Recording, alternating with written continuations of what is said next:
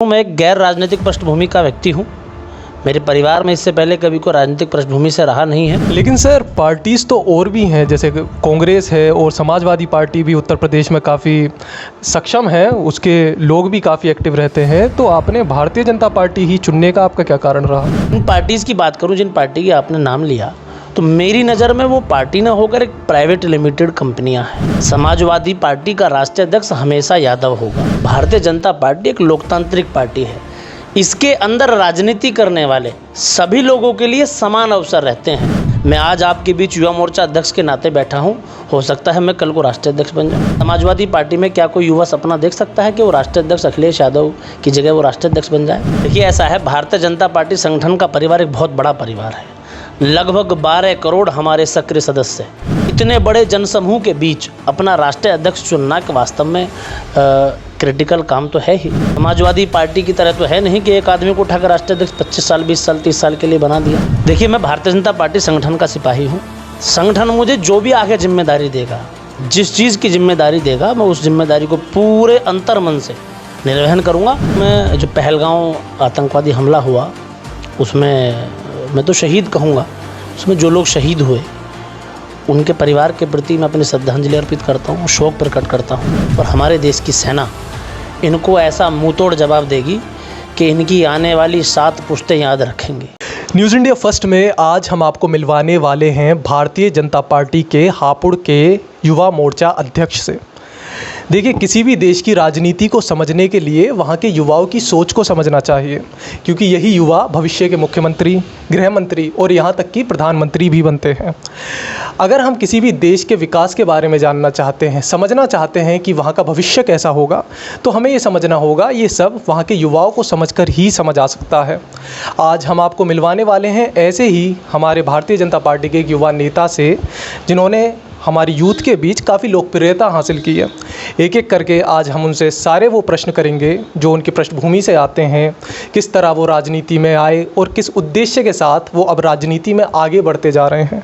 जी हाँ, बात कर रहे हैं हम हमारे भारतीय जनता पार्टी के युवा मोर्चा अध्यक्ष श्री दीपक भाटी जी की। नमस्कार सर। नमस्कार सर, जिस तरह हमारे देश की राजनीति में आपने एंट्री ली है और जिस तरह का ओरा आज के समय में क्षेत्र में आपका देखने को मिल रहा है कि किसी भी युवा से हम बात करते हैं तो एक युवा नेता के रूप में जो एक सक्षम इमेज वो हमारे सामने रखते हैं वो आपकी होती है। तो इस बारे में आपका क्या कहना है कि जो हमारे युवा आपको इतना आइडलाइज़ कर रहा है? देखिए, सबसे पहले तो मैं आपके सभी दर्शकों का और अपने क्षेत्र की जनता का अभिवादन करना चाहूँगा। और जहाँ तक मैं बात करूँ, मैं एक गैर राजनीतिक पृष्ठभूमि का व्यक्ति हूँ। मेरे परिवार में इससे पहले कभी कोई राजनीतिक पृष्ठभूमि से रहा नहीं है। और जब से मैंने राजनीति में कदम रखा है तो मैं अपने सभी युवा साथियों को और अपने क्षेत्र के सभी लोगों को साथ लेकर चलता हूँ। उनके दुख सुख में खड़ा रहने का बहुत सक्षम प्रयास करता हूँ। शायद यही कारण है कि आजकल मेरे क्षेत्र का युवा, हमारे हापुड़ जनपद का युवा, भारतीय जनता युवा मोर्चा और मेरे साथ मुझको खड़ा दिखता है। काफ़ी अच्छे से आपने हमारी जनता को इस बारे में बताया, लेकिन हमारी जनता थोड़ा आपके जीवन के बारे में भी जानना चाहेगी। जिस तरह आपने बताया आपकी पृष्ठभूमि राजनीति से नहीं आती, उसके बाद आप एक सफल युवा नेता के रूप में उभरते हुए दिख रहे हैं। तो किस तरह आप राजनीति में आए और किस तरह का आपका ये सफ़र रहा, ये हमारी जनता को बताएं। देखिए, राजनीति का सफ़र मैं अगर आपसे बताऊं तो मैंने ग्रेजुएशन गाज़ियाबाद से की, स्नातक की पढ़ाई। तो ग्रेजुएशन की पढ़ाई के दौरान ही थोड़ा थोड़ा झुकाव मेरा राजनीति की तरफ रहा। लेकिन उसके बाद कुछ परिस्थिति ऐसी बनी कि मैं सरकारी अध्यापक हो गया था। मैं बीटीसी और यूपी टेट पास हूँ। बहराइच जनपद में मेरी पोस्टिंग हुई थी प्राइमरी के मास्टर के तौर पे, टीचर के तौर पे। लेकिन चूँकि मेरा जुड़ाव राजनीति में बहुत ज़्यादा था, कुछ कर गुजरने का सपना मेरे मन में राजनीतिक क्षेत्र में था, क्षेत्र की सेवा के लिए, समाज की सेवा के लिए और युवाओं के बीच कुछ करने के लिए। तो इसी कारण मैंने निर्णय लिया, मैंने अपनी सरकारी नौकरी छोड़ी और फिर मैंने भारतीय जनता पार्टी में, हालांकि मैं तब भी काम करता था, तब भी मैं पदाधिकारी था जब मेरी नौकरी लगी, तो इस कारण से मैंने नौकरी छोड़कर अपना पूरा समय समाज के बीच, भारतीय जनता पार्टी संगठन के लिए और राजनीति के लिए देने के लिए चुना। लेकिन सर, पार्टीज़ तो और भी हैं, जैसे कांग्रेस है और समाजवादी पार्टी भी उत्तर प्रदेश में काफ़ी सक्षम है, उसके लोग भी काफ़ी एक्टिव रहते हैं। तो आपने भारतीय जनता पार्टी ही चुनने का आपका क्या कारण रहा? देखिए, अभी जिन 2 पार्टियों का आपने नाम लिया, मैं अगर और भी 1-2 पार्टी के नाम लूँ तो वो मुझे ऐसा लगता है कि राजनीति की परिभाषा है एक स्वस्थ लोकतंत्र, एक सक्षम लोकतंत्र। और अगर मैं इन पार्टीज़ की बात करूं, जिन पार्टी की आपने नाम लिया, तो मेरी नज़र में वो पार्टी ना होकर एक प्राइवेट लिमिटेड कंपनियां हैं। समाजवादी पार्टी का राष्ट्रीय अध्यक्ष हमेशा यादव होगा, ये आपको भी पता है, ये मुझको भी पता है। कांग्रेस पार्टी का राष्ट्रीय अध्यक्ष हमेशा गांधी परिवार से होगा, या गांधी परिवार का कोई बहुत वफादार स्टाम्प पैड होगा। हुआ नहीं है लेकिन होगा गांधी परिवार से ही। भारतीय जनता पार्टी एक लोकतांत्रिक पार्टी है, इसके अंदर राजनीति करने वाले सभी लोगों के लिए समान अवसर रहते हैं। मैं आज आपके बीच युवा मोर्चा अध्यक्ष के नाते बैठा हूं, हो सकता है मैं कल को राष्ट्रीय अध्यक्ष बन जाऊं। मैं सपना देख सकता हूं एक युवा के तौर पे, लेकिन समाजवादी पार्टी में क्या कोई युवा सपना देख सकता है कि वो राष्ट्रीय अध्यक्ष अखिलेश यादव की जगह वो राष्ट्रीय अध्यक्ष बन जाए? नहीं देख सकता। इसी कारण से मैंने भारतीय जनता पार्टी को चुना। लेकिन एक प्रश्न ये भी फिर उठता है कि भारतीय जनता पार्टी पे जो विपक्ष है वो यही जो आपने बात कही, ये इल्ज़ाम भारतीय जनता पार्टी पर लगाता। जैसे अभी राज्यसभा में माननीय अखिलेश यादव जी ने ये प्रश्न उठाया था, तो उस बारे में आपके क्या विचार हैं एक युवा नेता के तौर पर? देखिए, ऐसा है, भारतीय जनता पार्टी संगठन का परिवार एक बहुत बड़ा परिवार है। लगभग 12 करोड़ हमारे सक्रिय सदस्य, हमारे एक्टिव कार्यकर्ता पार्टी में काम करते हैं। इतने बड़े जनसमूह के बीच अपना राष्ट्रीय अध्यक्ष चुनना के वास्तव में क्रिटिकल काम तो है ही। समाजवादी पार्टी की तरह तो है नहीं कि एक आदमी को उठाकर राष्ट्रीय अध्यक्ष 25 साल, 20 साल, 30 साल के लिए बना दिया। तो इसी कारण से हमारे यहाँ स्वस्थ लोकतंत्र है, और लोकतांत्रिक रूप से हमारे यहाँ राष्ट्रीय अध्यक्ष, प्रदेश अध्यक्ष और यहाँ तक कि जिला अध्यक्ष का भी चुनाव होता है।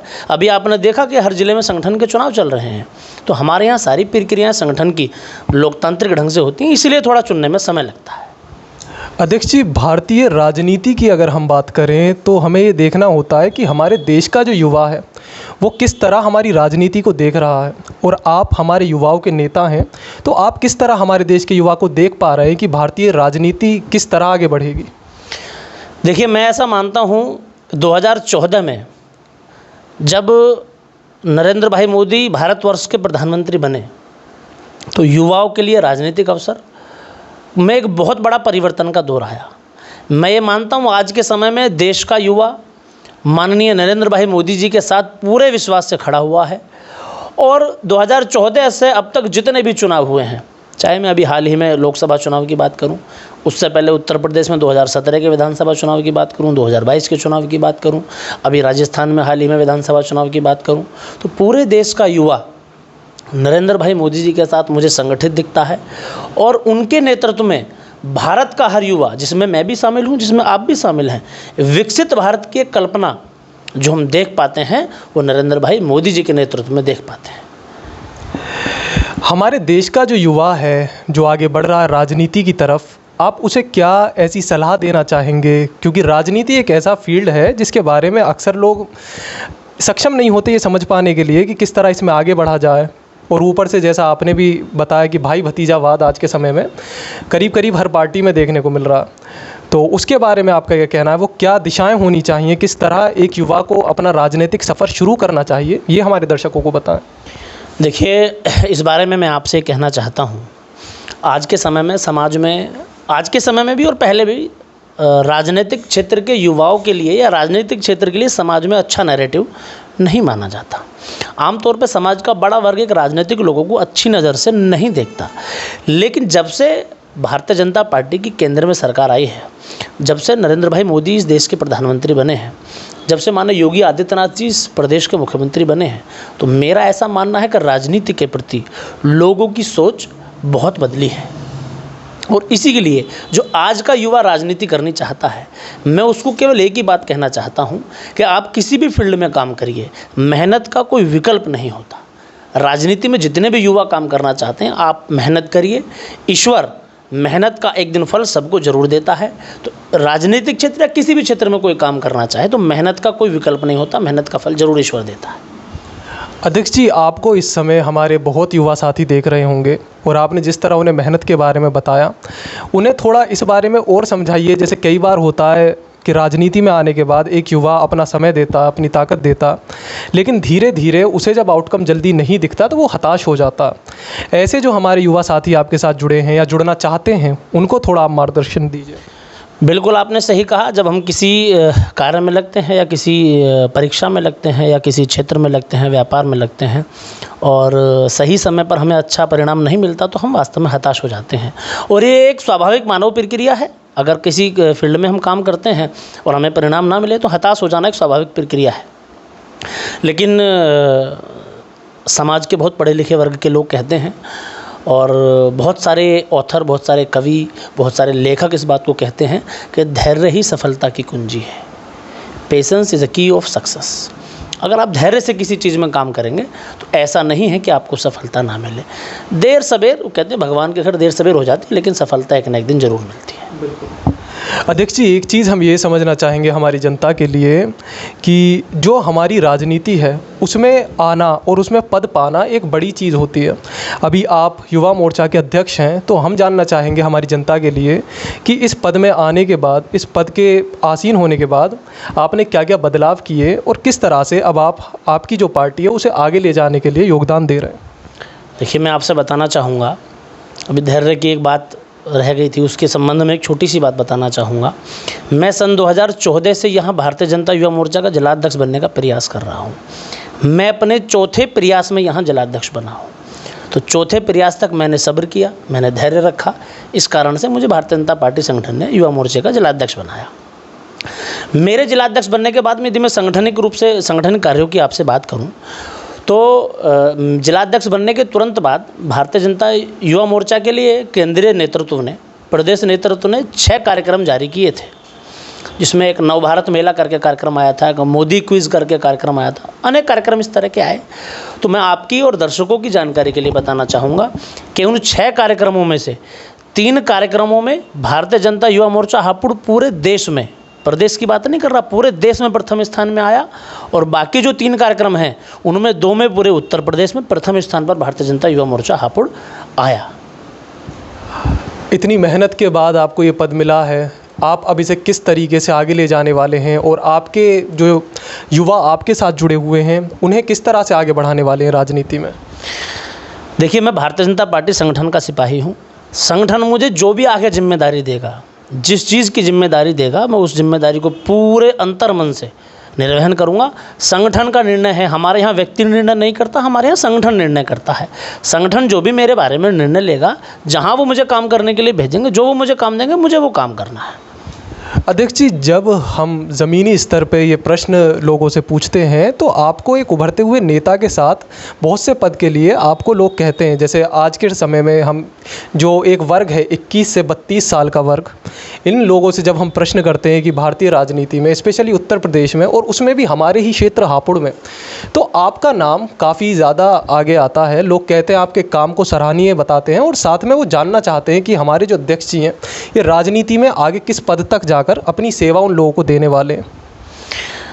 देखिए, मैंने अभी आपसे कहा, हमारे यहाँ व्यक्ति कोई तय नहीं करता। मैं नहीं तय कर सकता कि मुझे आगे किस पद पर रहना है, हमारे यहाँ संगठन ही तय करता है। भारतीय जनता पार्टी संगठन ने मुझे अध्यक्ष रहते रहते अभी 2 साल पहले सहकारी समितियों के चुनाव हुए थे और आपके यहाँ बक्सर में उत्तर प्रदेश की सबसे बड़ी सहकारी समिति है। आपकी जानकारी के लिए मैं बता दूं कि जो बक्सर साधन सहकारी समिति है वो उत्तर प्रदेश की सबसे बड़ी सहकारी समिति है। इसमें लगभग 34 गांव हैं, 15,000 किसान उससे रजिस्टर्ड हैं। भारतीय जनता पार्टी संगठन ने मुझे उसका चेयरमैन बनाया 2 साल पहले। तो भारतीय जनता पार्टी संगठन तय करेगी, सबके बारे में हमारे यहाँ संगठन तय करता, व्यक्ति कभी हमारे यहाँ तय नहीं करता कि मुझे आगे क्या करना है। तो जो अपोजिशन अक्सर आप लोगों पे आरोप लगाता है आपकी पार्टी पर, एक तरह से वो पूर्णतः गलत है? बिल्कुल निश्चित रूप से गलत है।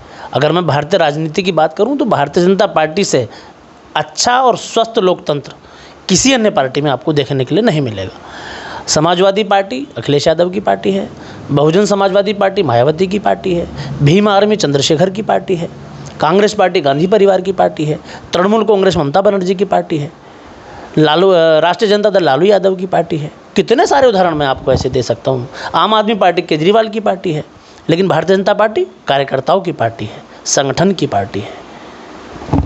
अध्यक्ष जी, एक काफ़ी सेंसिटिव मुद्दा भी इस समय हमारे देश में है, जिसे सब पहलगाम में आतंकी हमला हमारे देश पर हुआ, इसने पूरे देश को झंझोड़ के रख दिया। एक युवा के रूप में आपको आज के समय में लोग आइडलाइज करते हैं, एक तरह से कह सकते हैं आपको अपना मार्गदर्शक मानते हैं हमारे देश के युवा, स्पेशली हमारे क्षेत्र के, आप उन्हें किस प्रकार से एक गाइडेंस देंगे कि वो जिस तरह से आतंकवादी एक विचारधारा हमारे देश में देखने को मिलती है कि लोग हमारे देश में दंगे करवा देते हैं या जो भी ऐसे इवेंट्स रहते हैं, आप एक युवा को किस तरह से गाइड करेंगे कि वो इन चीज़ों में ना पड़े? देखिए, सबसे पहले तो मैं जो पहलगांव आतंकवादी हमला हुआ उसमें मैं तो शहीद कहूँगा, उसमें जो लोग शहीद हुए उनके परिवार के प्रति मैं अपनी श्रद्धांजलि अर्पित करता हूँ, शोक प्रकट करता हूँ। और मैं ऐसा मानता हूँ कि ये जो आतंकवादी हमला हुआ है ना, निश्चित रूप से भारत सरकार, माननीय नरेंद्र भाई मोदी और हमारे देश की सेना इनको ऐसा मुंहतोड़ जवाब देगी कि इनकी आने वाली 7 पुश्तें याद रखेंगे। मेरा पूर्ण विश्वास भारत सरकार में, हमारे देश की सेना में है। और मैं यहाँ के जो हमारे देश का युवा है, मैं सबसे कहना चाहूँगा, मैं सारी राजनीतिक दलों से कहना चाहता हूँ कि ऐसे सेंसिटिव मुद्दों पर जहाँ देश की बात आए, जहाँ हमारे देश की सेना की बात आए, हमें वहाँ एकजुट रहना चाहिए। मैं ये मानता हूँ कि हम सभी लोगों को एकजुट होकर इस आतंकवादी हमले के खिलाफ बोलना चाहिए, इसकी पुरजोर हमें मुखालफत करनी चाहिए। अंत में हम आपसे एक ये प्रश्न भी करना चाहेंगे कि जिस तरह से आपने आज हमारी जो जनता है एक यूथ के तौर पर उसे गाइड किया, उसे बताया राजनीतिक सफ़र के बारे में और किस तरह आपकी पार्टी उन्हें प्रोत्साहन देती है, उत्साह भरती है उनके अंदर राजनीतिक सफ़र आगे बढ़ाने के लिए, क्या जल्द ही हम आपका कोई ऐसा मंच देख पाएंगे जहां आप हमारे जो युवा हैं उनसे मिल सकें, उन्हें गाइड कर सकें, जो लोग आपसे मिलना चाहते हैं, आपसे सीखना चाहते हैं? क्योंकि आप भी काफ़ी व्यस्त रहते हैं, अध्यक्ष पद पर हैं आप, लेकिन फिर भी क्या ये संभव है किसी तरह हमारे देश के युवा आपसे संपर्क कर सकें, आपसे मिल सकें, जहां आप उन्हें उत्साह दे सकें, उन्हें प्रोत्साहित कर सकें? देखिए, अभी हमारी पार्टी के संगठन ने और माननीय नरेंद्र भाई मोदी जी जो हमारे देश के प्रधानमंत्री हैं, एक बहुत ही शानदार कार्यक्रम, बहुत दूरदर्शी कार्यक्रम हम लोगों ने चलाया हुआ है, 1 नेशन 1 इलेक्शन, एक राष्ट्र एक चुनाव। तो एक राष्ट्र एक चुनाव के जरिए अभी हमने JMS कॉलेज हापुड़ में हमारा 4 दिन पहले ही, यानी कि 25 अप्रैल को युवा संवाद कार्यक्रम संपन्न हुआ है। लगभग 500-700 की संख्या में वहाँ युवा उपस्थित है, जिनसे मंच पर हमने एक राष्ट्र एक चुनाव के बारे में परिचर्चा की है। तो ऐसे छोटे छोटे कार्यक्रम समय समय पर मैं हापुड़ जनपद के युवाओं के संवाद के लिए करता रहता हूँ और आगे भी मैं पूरी तरह से आपको भरोसा दिलाता हूँ, आपके चैनल के माध्यम से, आपके दर्शकों को, हापुड़ के युवाओं को, जहाँ भी जैसी भी मेरी आवश्यकता समाज के किसी भी वर्ग के लोगों को पड़ेगी, मैं उनके लिए भारतीय जनता पार्टी के सिपाही के रूप में सदैव उपस्थित रहूँगा। शुक्रिया अध्यक्ष जी। न्यूज़ इंडिया फर्स्ट में आज हमने आपको मिलवाया हमारे हापुड़ के अध्यक्ष जी से, जो युवा मोर्चा के अध्यक्ष हैं। उन्होंने बहुत ही बेबाकी से अपनी बात रखते हुए बताया कि किस तरह से वो हर उस मनुष्य के, हर उस युवा के साथ हैं जो राजनीति में आकर देश की सेवा करना चाहता। उन्होंने अपना भाव रखते हुए ये भी पूर्णतः क्लियर कर दिया कि उनका भाव केवल सेवा का है, किसी तरीके की राजनीति नहीं। वो राजनीति भी एक सेवा की तरह देखते हैं। शुक्रिया।